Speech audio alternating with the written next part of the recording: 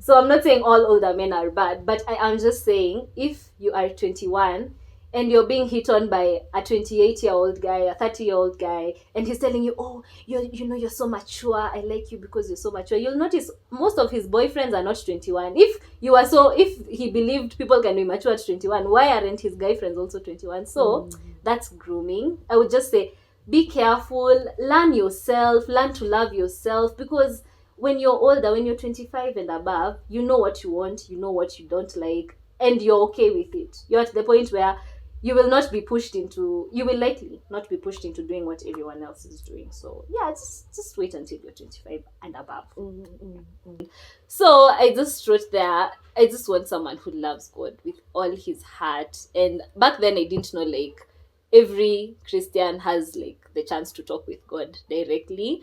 I thought it was just like for select few. So I just wanted a man who was among those select few, has a deep, loving, committed relationship with Christ.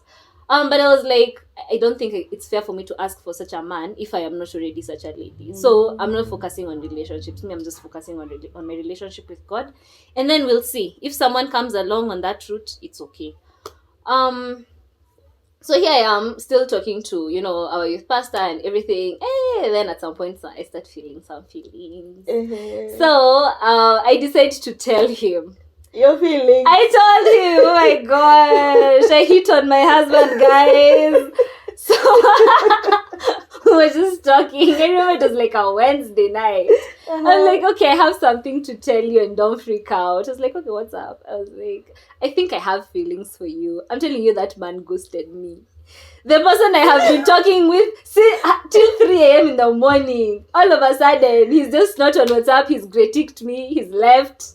So I'm like, what happened? 2020, I put my son as my profile picture, display picture. And then he was like, oh, who's that? I was like, that's my son. And then he just spoke prophetically over him. And then that was it. Okay. Yeah. Okay. But now later when he tells the story, he told me that God told him, that's your son. Wow. Imagine. But he didn't tell me because he didn't want to weird me out. You want to make me cry. Wow. Yeah, imagine. Wow. So even when we're having all these conversations, even when I'm telling him I have a crush on him, like I think he already kind of knew what he was waiting for God to tell you. Exactly, yeah. Wow. And he didn't want to seem like he's pushing it. Let him take the last. My darling. Oh my goodness. Thank you for helping me become the woman that God has called me to be.